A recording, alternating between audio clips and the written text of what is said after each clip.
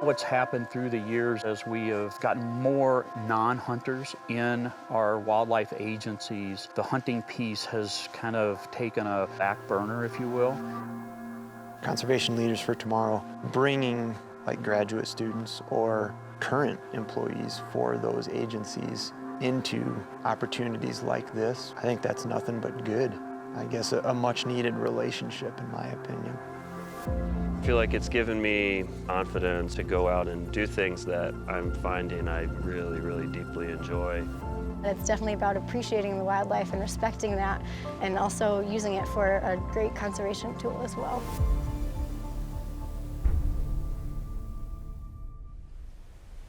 But the point is, when we're heading up there, we gotta try to be... We're basically just gonna continue up this little road. It's like a, whatever, a 10 or 15 minute walk. So we'll kind of plan on Kelsey having the first crack at elk.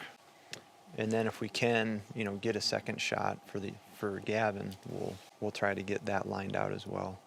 It means a lot to my wife, Anna, and I to have new hunters that are in wildlife management related fields and now getting to participate and do something like this. So that's half the reason that we started this outfit in the first place, was to try and connect with folks like you guys. So I think we can probably get our stuff loaded up and start quietly sneaking up the road here.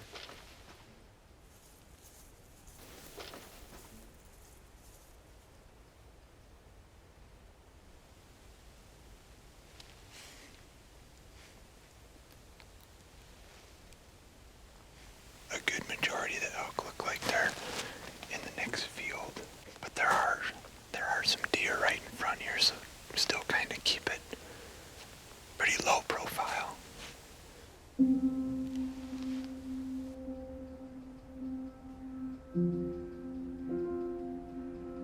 Kelsey and myself are two Conservation Leaders for Tomorrow alumni. We're out here as new hunters, getting to experience an elk hunt for the first time. Conservation Leaders for Tomorrow program is really interested in getting wildlife professionals who have limited to no exposure to hunting experience in learning how to use that as a really important tool for conservation and management of large game species. We're gonna try to inch up to this last tree right here.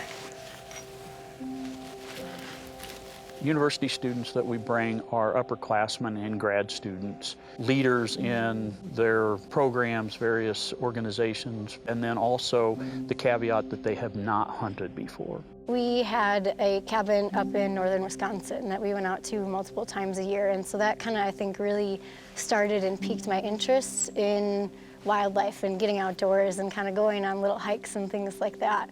As far as my career goals go, I'm looking to large mammal ecology and looking to become like just a wildlife biologist.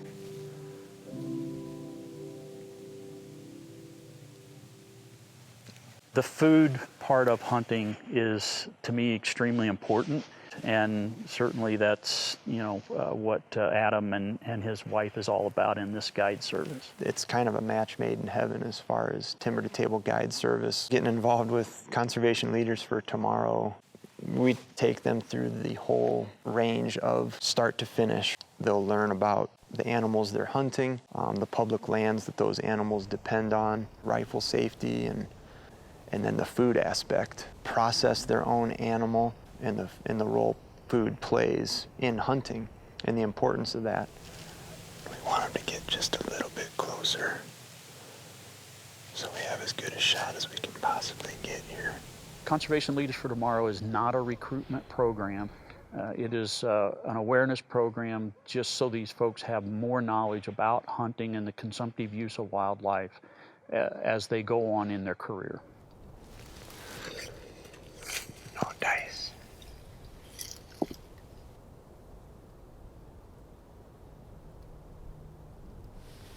You hear those little mews? Have you heard that before? I was able to to, look through my scope and see some, which were still too far away, which was still, a different experience and exciting to see, and kind of, okay, now we're doing this practically in the field, and that, this does differ quite a bit.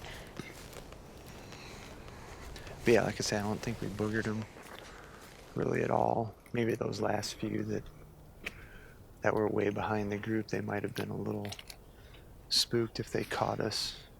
What we'll do this afternoon is we'll go sit that blind right there that we set the chairs in yesterday, and then the other two can go sit in that blind right back there. But yeah, go down. You guys want some breakfast? Eat something a little more significant than banana.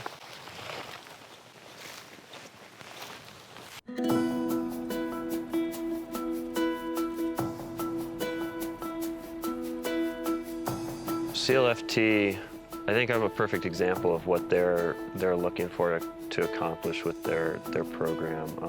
Not being around firearms at all, anybody that hunted, family or friends really. With your left hand, go ahead and get that locked in pretty good. Could probably be a little lower. There's been a demographic shift that I think most people in the hunting community are aware of, where there's been a decline in hunting. And we particularly see that in state and federal agencies, people that are charged with setting hunting seasons and bag limits and all these sorts of things. So CLFT, I think, and others too, have identified this need to keep that knowledge base in the professional realm, these people that are supposed to take care of wildlife. They don't necessarily need to hunt themselves, but they should understand, what its role is and how it can be used to effectively manage and protect wildlife in this country.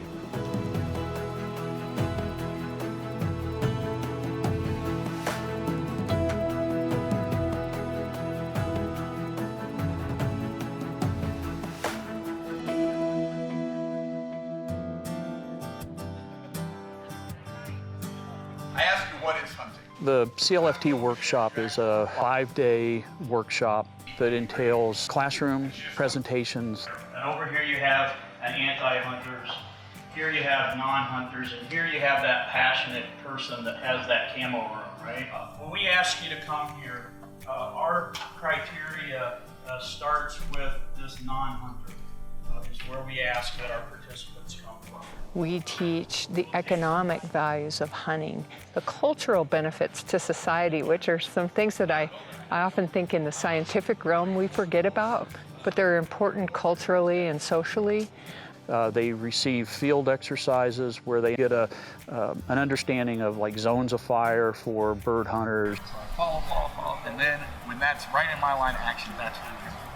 Okay, so come up a little bit with the gun, like that. Yeah. See, isn't that better? Yeah, that's more natural now. I hope they leave with, of course, a different perspective. I hope they accidentally learn more than they thought they possibly could. They see how much they didn't know when they leave. And there's no doubt when we leave one of these programs that I have also learned quite a bit. They go on the shooting range, shoot clay targets. And then we ultimately take them out on a pheasant hunt.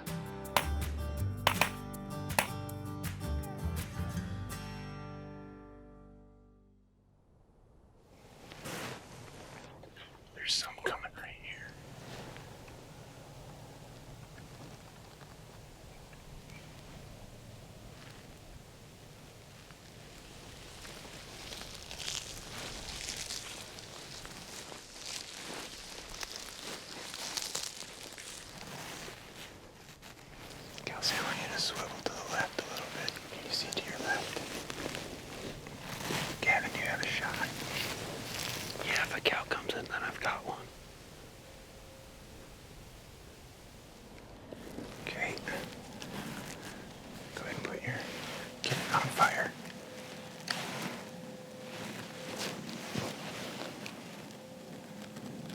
See that cow behind the bull?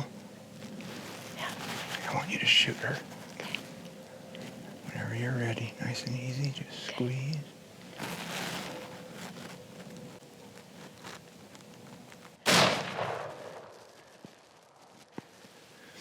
Gavin, Dave, take Gavin and drop down nice and slow. Just drop down right there.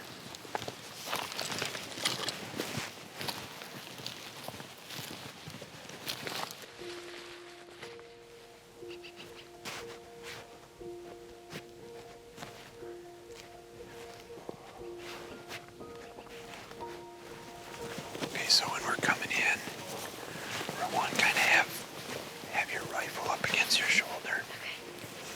So if she gets up, you're ready. Your scope is dialed back because we're close.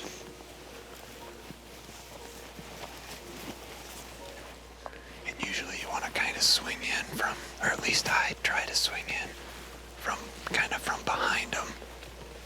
You know, seeing somebody experience a big game hunt in particular, you don't know how every person is going to react emotionally with that. Nice job. Congratulations. All right. Yeah. Because of the way this hunt was set up in particular, I think she actually had that relationship and she understood sort of the ancient predator-prey, hunter-gatherer thing that we all came from.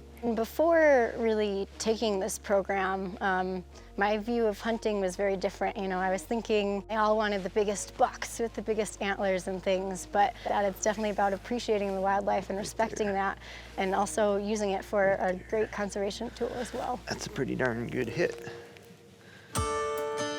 Certainly when you're a biology student, you have done a lot of dissection in your classroom work. So that has translated out to the field. Lots of different ways. There's no one way to skin an elk, but the way I like to do it is I start right here, get her on her back. They're like a sponge. They want to learn. Gavin was not any different.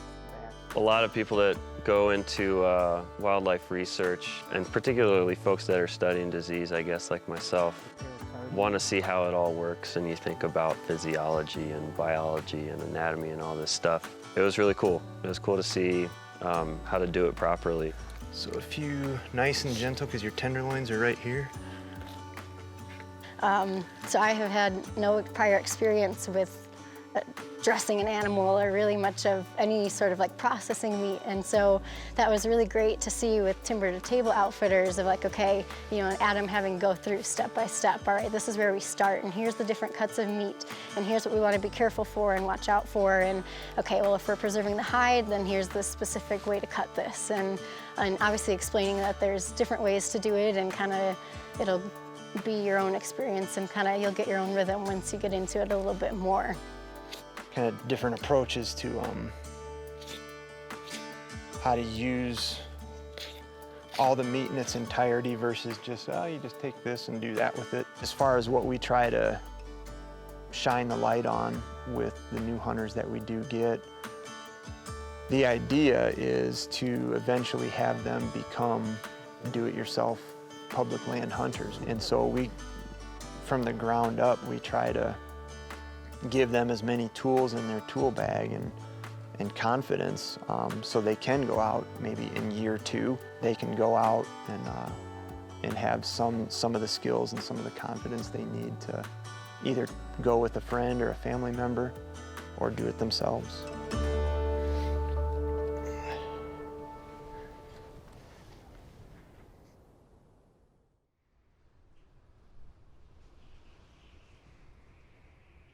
I'm a third-year graduate student in a PhD program at Utah State University, and I'm studying disease ecology. So my research has to do with brucellosis in elk. I get to be around elk during the winter, and I've been a part of captures and that sort of thing. But this is a part that I haven't seen before. Just kind of stay low. We're gonna try and get out to that juniper tree. One of the problems in particular that we have with disease is limiting access of hunters to places where you get a large number of elk really close together, able to transmit diseases among one another. So it's something that I was definitely already aware of going into. If nothing else, that's what they're communicating to their program participants. Yes, with the tag that we have for this cow hunt, it's a damage control tag, so the license is restricted to this chunk of land, and that prevents us from being able to follow them up further where we could get right behind them, you know, with this morning downdraft and have a chance. But we have to cut our hunt short with the property boundary, basically.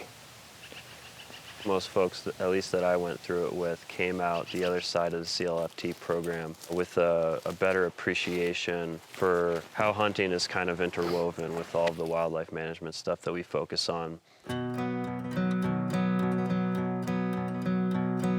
Here we have a hindquarter of the elk that Kelsey shot. A couple days ago, it's hung in a cooler for a couple days, so the meat's nice and cool and it's easy to work with. My wife, Anastasia, she's the food education and processing. She's a fantastic butcher. She does a really good job of working with the hunters. So I'm going to start with just first showing you how to take a couple of these prime cuts off, and then if you're ready, Gavin or Kelsey, you can do a lot of the cutting yourself too.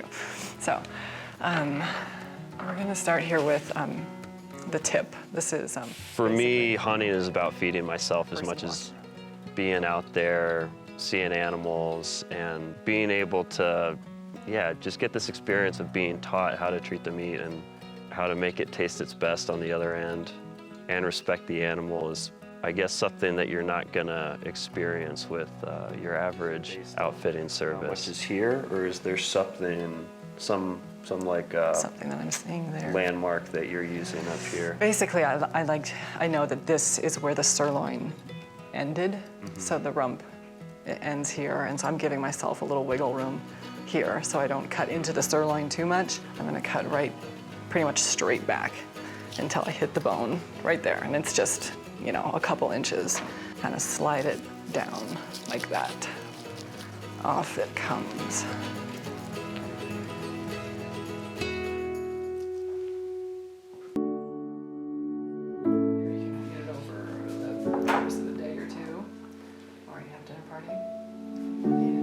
We know from various surveys that 80% of the general public supports hunting as long as the meat is used. The trimmed piece, which we'll put over here to make into steaks. Perfect.